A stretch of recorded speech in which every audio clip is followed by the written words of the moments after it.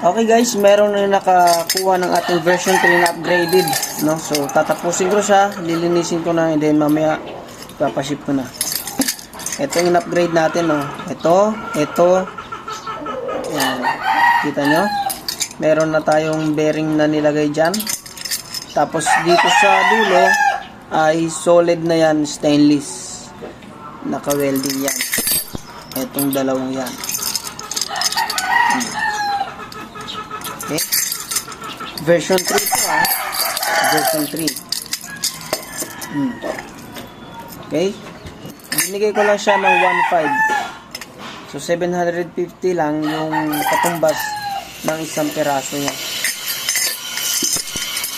May nakakuha na. Sold na to. So, ngayon, na to, na-sold out na yung upgraded ko. So hindi ko na, sabi ko nga, dati pa sa una kong video, ay hindi ko na ulit ito gagawin dahil napakagastos nito sa welding, saka napakamatrabaho nito. So nahihirapan ako nitong magtrabaho, kaya sayang naman kung baka trip nyo to tapos hindi nyo naabutan, di ba?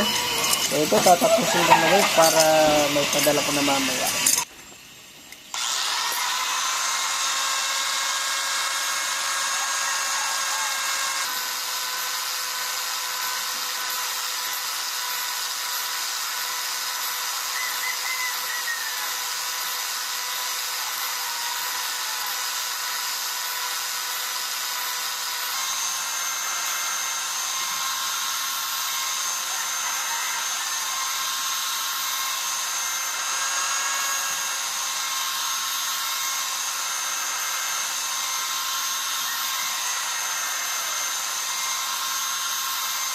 Okay guys, so tapos na.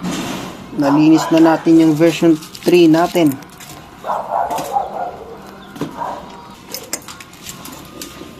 Okay, diba? Ang kintab.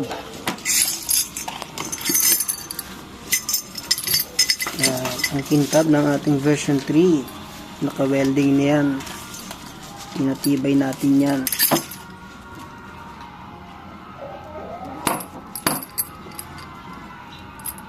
Ay, diba?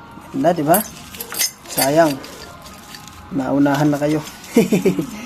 Meron pa naman akong mga stock dyan na gagawin. Kapag nagdaan kayo, saka natin sisimulan ang pagtrabaho. Kung gusto nyo magpa-reserve, down payment kayo pag nagpapa-reserve kayo para priority kayo. Okay, papadala ko na. Kaya ba naman, ay binabalik ko na ngayong araw.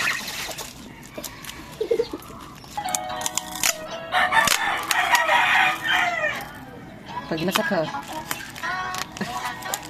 Pwede mo,